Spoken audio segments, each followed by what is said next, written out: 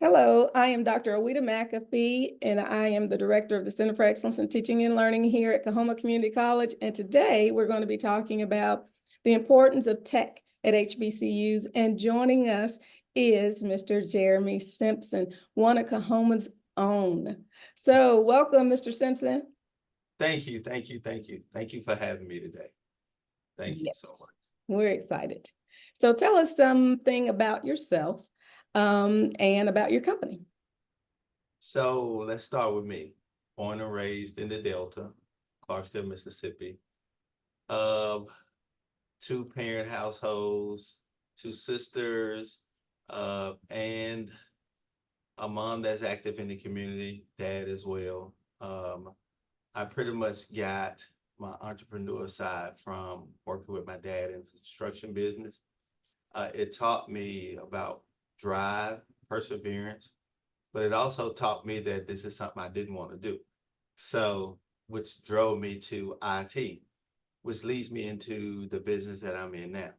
So, we're an information solution provider. So, we have two sides of our business. We have an IT solution, and we have an IT infrastructure side. So, on the IT solution side, we're doing more so things like networking, software development, uh, application integration. We're doing consulting, IT assessments, and things like that. But on the infrastructure side, we're doing structured cabling, access control, surveillance cameras. We're doing fleet management with GPS and tracking, and we're doing construction monitoring uh, and things like that. So that's pretty much the bulk of our business. But I just talked to you about things that kind of guided me in that direction. Thank you for that. So, someone who works in tech, as someone who works in tech, what is the importance of having a tech savvy staff like at an HBCU? Why is it important for HBCU staff and faculty to be tech savvy? I think it's very important because it allows you to be more efficient. I think it gives you the ability to quickly assess if there's issues. In the past, when I was at HBCU, it was a lot of paperwork. We had to keep all of our paperwork in a shoebox because something may have gotten lost or missed and things like that. But also, more so than that, it allows you to be able to better manage, prioritize, uh, being tech savvy. It's a tool that allows you to be efficient. Technology is meant to make things a lot more efficient, allow offices from the business administration to finance to enrollment to all those various aspects of a college or university to be able to manage the student population, to quickly have information at their fingertips without being able to either go to archives or be able to put their hands on a particular file. And being from, excuse me, the Mississippi Delta, as you are, how important is exposure to people who are in the field like yourself? How important is that to our students? So I think exposure is very important. And I always say that when you have mentors or you have individuals that you see on television, read on, say, Facebook or Instagram, or any news outlet that you may hear about successful African American individuals, I think that that's important. But what's really important is if you can touch, feel, and see, and have people come back that have pretty much created a lane or paved the way uh, to come back and say, hey, I'm real. Hey, I am a person that was sitting in your shoes. I'm a person that had dreams and ideas and didn't know how I was going to be able to accomplish them. So I always live by what you see is what you believe. What you believe is what you'll become. And exposure is very important because if all you see For example, individuals that live in a certain community but don't get outside of that community, their idea of making money could be a car wash, barbershop, or things like that. But they didn't realize that outside of that world that they're in, there's tech jobs, there's real estate, there's all various aspects of businesses, there's healthcare, there's things that you really can become. And as we talk about STEM gives them the ability to touch on all of those aspects of science, technology, engineering, and math. And I think being exposed to that is very important, which was important for me. My mom asked me, what did I want to be? And at first I said, I didn't know. And so she said, you need to quickly try to determine what that was. I knew that I was very inquisitive. I know that, I had a savvy for, exploring and wanting to know. And I was good at the surprise of discovering something new. And technology gives me that. It fills that drive and that void every day because technology is continuing to evolve. But back to your question, exposure is very important because it gives you a sense of understanding that you can be whatever you see someone else is doing that looks exactly like you. What about professional clubs and since you're a male, fraternities and sororities, what part do professional organizations and community organizations, civic organizations play in exposure? I think it plays a very important role because for me,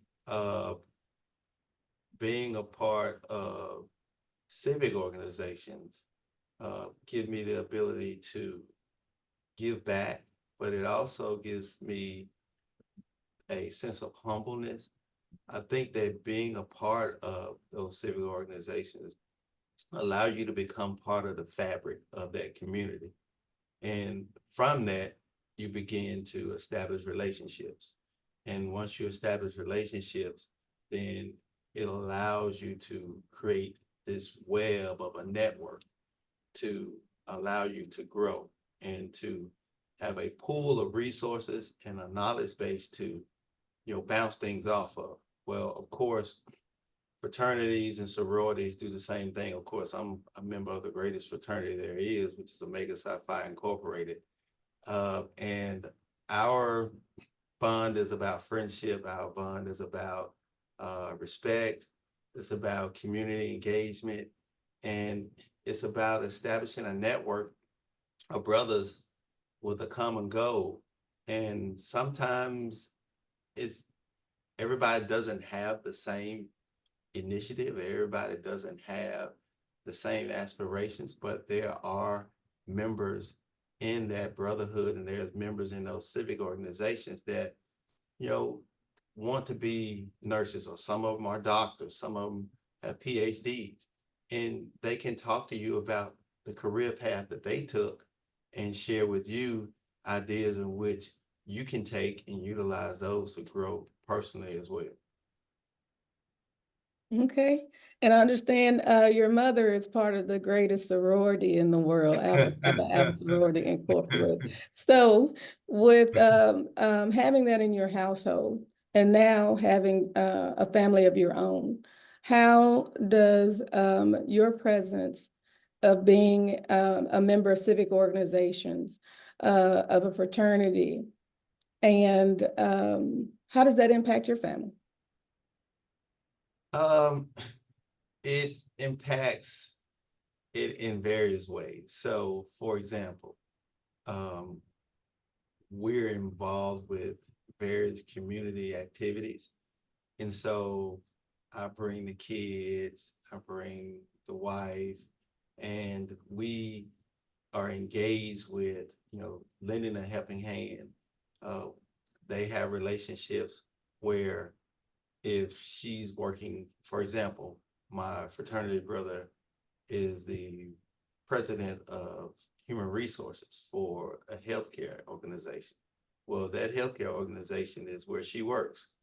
well, it's not a lot of favoritism, but he was able to uh, work with her to ensure that if she has any questions, she can ask. If there's any concerns, she can come to him and talk to him about those things. And it made her feel a little bit more comfortable about the workplace and the work environment. But as far as impacting my family as a whole, it's just understanding that it's all about service. And understanding that it's all about service, it means that you don't have to be in an organization to serve, but service is power. You never know how far just serving and giving of yourself will take you. And I've heard you say in another interview that everything is not about money. Mhm. So I understand where you're coming from when you talk about service. As it relates to tech, are you ever too old to learn technology? Never, never. I think that it's about being open. Uh, I often heard my professor, so my major was computer science and applied mathematics. So I would often hear my professor say, people often talk about how difficult math is and how it's hard and it's frustrating and things like that. He said one thing. He said, I can assure you that everyone in this room, if they worked 2 weeks and they did about 10 hours of overtime, I can assure you that if their check was short, they would be able to do the math and to figure out what was short on their check. So it's about willpower. It's about wanting to do it. It's about the desire. People look at technology as being challenging, but if they approach it as a mean and ways to make things simple, and make things a lot more less stressful, then they will begin to embrace technology. I like that example. We're talking to Mr. Jeremy Simpson. Mr. Simpson, what would you like to leave our audience with today? Well, you talked about the business that I'm in and business in general. Uh, Being an entrepreneur, we touched on it earlier, is that it's not really about the money. It's about who you are, what you believe. It's about your gift. And I often say that your gift is something that you can do with ease, that requires less effort, that others will find difficult to do. And so I'm not a painter. I will find it very difficult to do those things. I'm not an author. I'm not a writer. Those things are very challenging. I could do them, but those things doesn't come natural to me. I'm an analytical thinker. I think process. I think technology.